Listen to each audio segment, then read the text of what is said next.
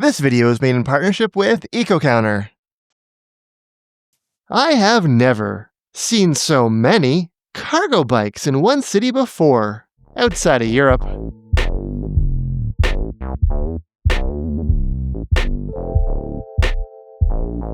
Where am I? Boston? Vancouver? Minneapolis? This is Victoria, British Columbia, a small city on the Pacific coast between Vancouver and Seattle. It has a population of 100,000 in city limits. Add the suburbs and you're up to 350,000-400,000. Internationally, that puts it in the same ballpark as Coventry, Cork, and Fort Collins. Victoria might just be the strongest cycling city in North America that isn't widely known for it. 13% of all trips are done by bike in the city. Across the region, it's 8%. That's not at Dutch or Danish levels of 20, 30, 40%, but it's way higher than the 1, 2, maybe 3% of the typical North American city. There is a real feeling that the bike culture has broken into the mainstream here in a way that hasn't happened maybe elsewhere. In this video, I'm gonna cover how Victoria went from painted lanes that avoid it downtown to a pretty high-quality network, exactly how much it's boosted cycling in the city, how Victoria fights bike theft downtown, the growth of car-free households and housing, why in the world there are so many cargo bikes here, and the city comparison I know people are going to ask about. Let's take a look at this quiet cycling success in the Pacific Northwest.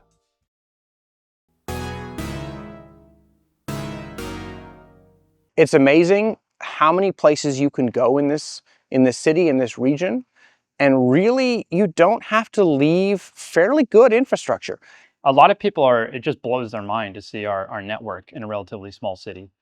I can confirm biking in Victoria is pretty nice. These are protected on-street lanes or off-street multi-use pathways. That's top quality stuff. These are traffic-calmed shared streets. Cities often skimp on these, but the ones I saw in Victoria were quite good. And then these are the painted bike lanes. Often fine, sometimes not. That's not the fully built out network of a bike utopia where you can go in any direction and know you'll have good infrastructure, but it is maybe the best network I've seen in a small North American city, judging across quality and coverage. I had a pretty easy and safe time getting where I wanted to go and seeing what I wanted to see. And this is cool. 10 years ago, much of it didn't exist. Victoria had basically no on-street protected infrastructure, and no bike lanes at all downtown. This is the Pandora protected bike lane. We built this in 2017. Pandora Avenue is home to the first protected bike lanes in the city. Prior to 2016, our downtown was actually excluded from having bicycle infrastructure. We had a map that showed downtown no routes, and that went back to the vehicular cycling. It actually enabled us to build infrastructure down because we had a clean slate, and that's obviously where people wanted to get to and from was the downtown. Lisa Help's election in 2014. It certainly was the catalyst for the most recent change, the most dramatic change, the one you see behind me. She is really responsible for pushing Victoria to the next level in terms of bike infrastructure, getting those protected bike lanes built.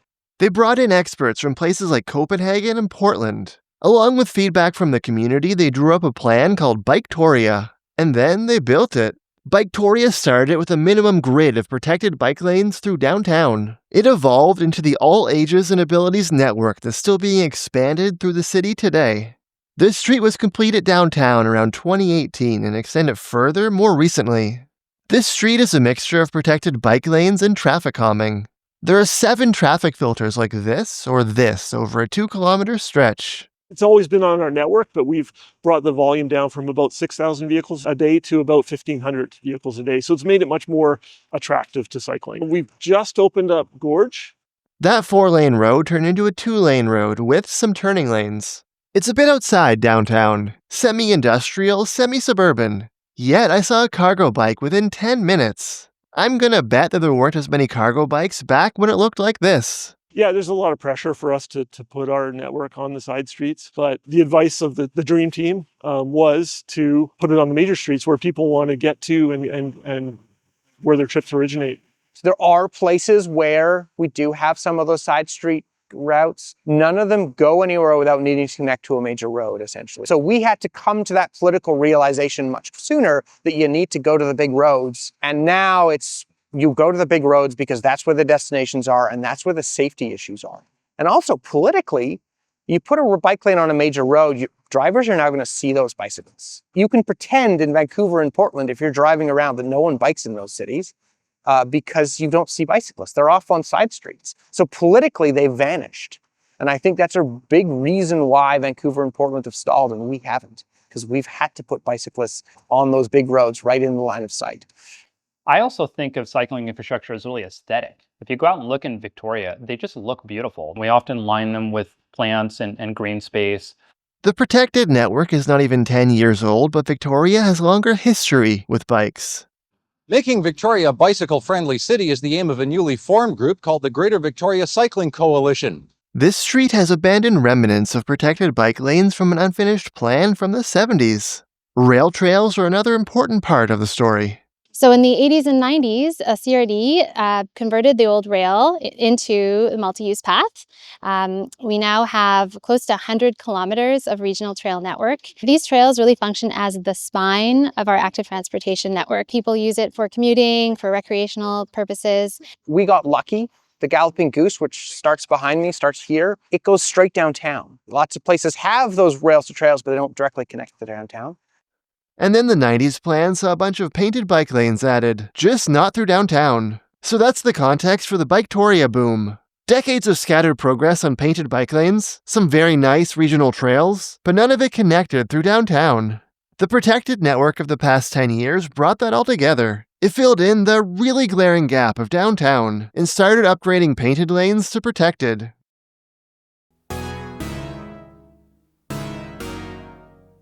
Here's the fun part. Building this infrastructure has had real measurable effects. Big picture, the percentage of trips taken by bike has increased dramatically since 2011. From 4 to 9 to 13% in the city of Victoria, and from 3 to 5 to 8% across the whole region. That's across all trips, not just commuting, from the regional travel surveys. We can zoom in on cycling with bike counters like this one. The Galloping Goose Trail approaching the west side of downtown has more than a decade of data. Yeah, our first eco-counter was installed on the Galloping Goose Trail in 2014. Around 2015-2016, traffic on the trail was increasing modestly every year. Then a big jump from 600,000 bikes per year to 800,000 as the Biketoria infrastructure came online.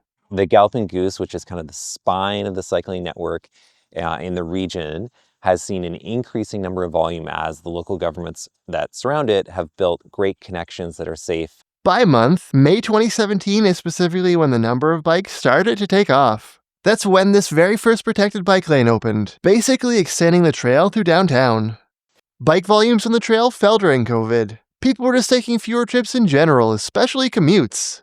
Here's the hourly profile of the average weekday in 2019, and here's 2021. The pandemic saw a little more midday travel, but far less rush hour commuting. But bike volumes have recovered. And this major bikeway heading into downtown is still about 30% busier than before the Biketoria boom. For this video, EcoCounter gave me access to their Eco-Visio analysis platform. This is what cities use to make sense of their data quickly and easily. For example, this counter, installed in 2019 at this busy intersection downtown. I'm making this video in November 2025. If I look at yearly totals, 2025 is down because the year isn't done yet. But I can add a filter here to only include the first 10 months for each year. Based on that, 2025 is the highest year yet. It'll probably finish out the year with the highest total at this downtown location. Or take this counting location all the way out in the suburb of Langford. This is a 14-kilometer, 9-mile bike ride to downtown Victoria on one of the very nice regional trails. We can see there are bike commuters passing through here because the hourly counts show these two peaks for rush hour. A lot of them, we can safely say, are heading downtown. First because it's just the biggest job center in the region, but also because the morning peak here is more 7 to 8 a.m., while closer to downtown, the counters are showing more 8 to 9 a.m. Give people a safe and simple route with not a lot of cars, you will get people bike commuting longer distances like 14, 15 kilometers or more. It's not for everybody, but it is for many people, especially with e-bikes available now, and especially if you can drop your kids off at school on the way.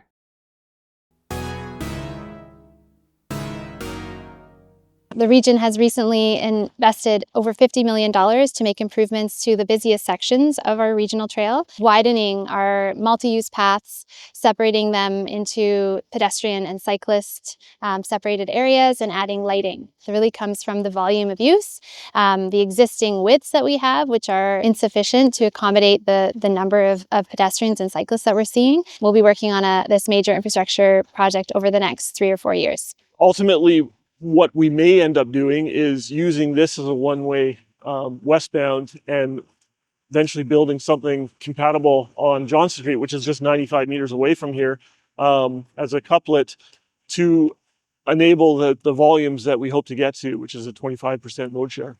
That's our target. The Bike Valet was started as a pilot project in 2022 to improve bike parking security in downtown Victoria.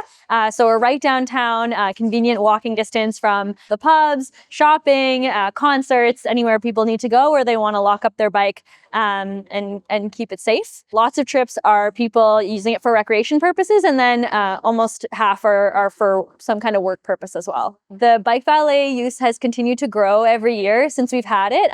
Last year, about 48,000 bikes were parked here in 2024, and we're on track to beat that this year. Inspired by bike valets for events. So in lots of other cities, there'll be a bike valet open for, maybe a sports game or a concert or a festival. But this is the first bike valet in Canada that's open every day. Right now, we can park about 200 bikes at a time, and there's always opportunities to stack them. If we know that there's going to be a special event or a big crowd, then we can squish them together a little bit more. Of course, it depends on the number of regular versus, oversized cargo bikes, and we're seeing the number of e-bikes and cargo bikes continue to rise. So, we're seeing those numbers shift. It's amazingly busy, and the visitors come and like, they have a bike valet, and I can just drop my bike off, and it's great. It's fantastic, and it has increased the number of people riding downtown. Last year, when we had a conversation about potentially cutting it from the budget, which of course I didn't support, but it was discussed, the biggest pushback we got was actually from small businesses. Their staff are using it, their customers are using it, people's bikes aren't getting stolen anymore. And then right after that, Vic PD came out with a report saying that bike thefts are down 18% across the city, and they themselves attributed that partially to the bike valet. And then in our new official community plan, we actually committed to creating a second bike valet somewhere else in downtown Victoria, probably closer to the Ledge and Royal BC Museum.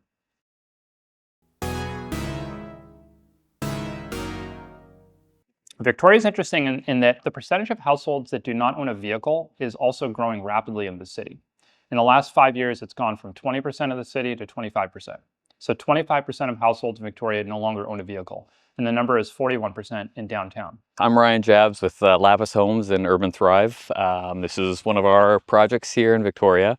It's a car-free project, so no parking on site, and we're catering it to families with bikes, but also a bunch of other folks that are interested in living a kind of car-free or car-light lifestyle. Close to transit, car share, everything's oriented towards like how people would get around without a car. This is the walkway going through to all the units, so people can connect, part of their community. Designed so that bikes can kind of easily come and go. Big bike garage. This is the biggest in the city by far for the number of homes in this place. All these are oriented towards cargo bikes. We do convenient things like pull down cords so that if bikes are pushed together, people can easily kind of connect and charge them. And then more bike space down here. This is more for your stand-up bikes. We've got a repair station fully outfitted so people can do their own little maintenance. And then we've got separate lockers. These are large lockers so people don't kind of use the bike space. But this is one of my favorite things about no parking sites is that we really get to do outdoor spaces that are community oriented. And typically in a project this would be parking. This would be drive aisle. And this is just so much more livable and kind of cool to be at. So we've got like a community picnic table, community barbecue space that in the summer when this is full, we feel we'll see like a lot of families as people move into it. The network in Victoria has just gotten so much better, and we wouldn't have contemplated a car-free townhouse project like this if it hadn't been. It's been the last 10 years the investments have come. It's been great. So kind of changed the way we build because the city changes the way it builds.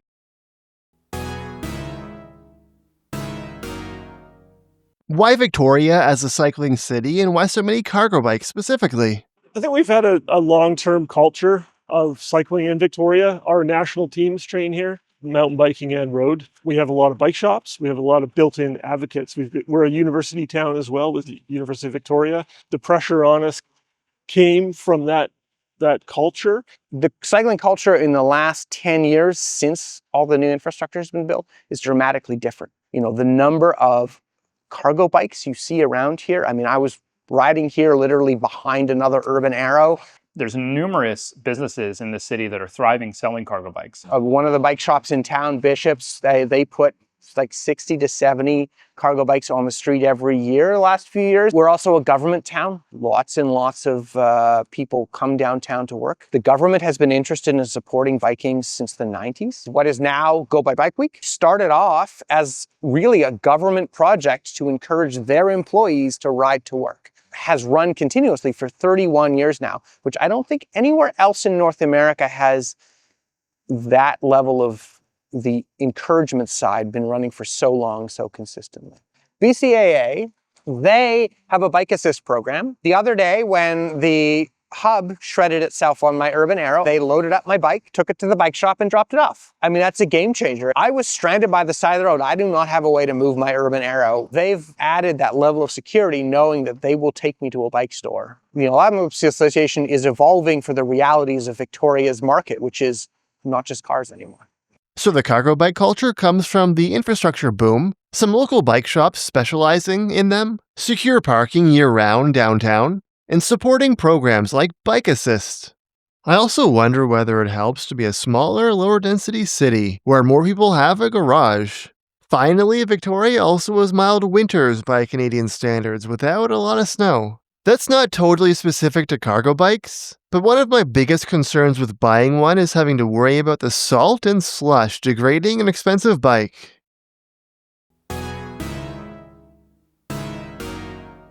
We declared ourselves the cycling capital of Canada, which we're continuing to battle with Montreal about.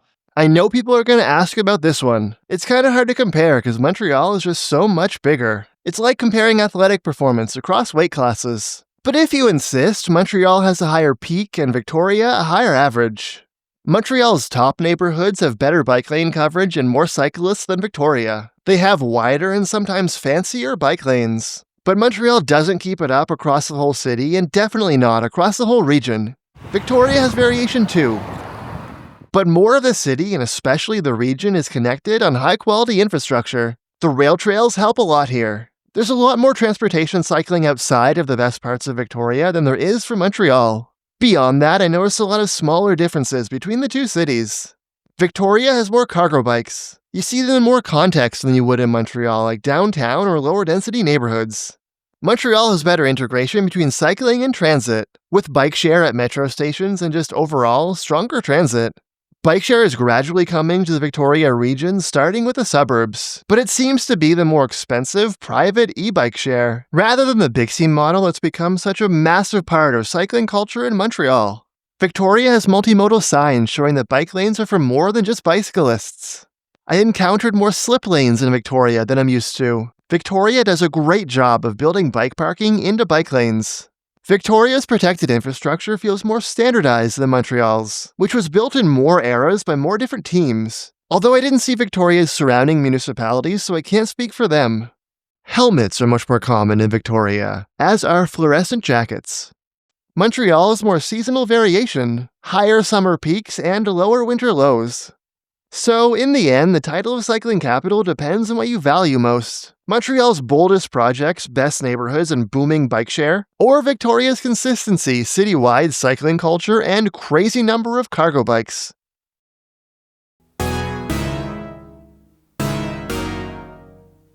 We visited lots of cities in the past few years and seen real progress on bike infrastructure in almost every one. Victoria is one of the few places where I really felt, yeah, I could live here and get around by bike more or less like I do in Montreal. And that's really cool to see from a small city. I work with a lot of data, so I've seen Victoria come up before. But like I've been saying, I don't think it's widely known as a cycling city, outside of maybe the Pacific Northwest. probably relate it to its size, people not paying attention to Canada, and its big cycling push being relatively recent. Hopefully this video brings more attention to what they're doing here. Thanks to EcoCounter for sponsoring this video and letting me check out Eco-Visio. Thanks to all the people in Victoria who agreed to be interviewed and provided other support. That includes Ryan biking me back downtown in his Urban Arrow and Corey talking some data. And a permanent thank you to our supporters on Patreon.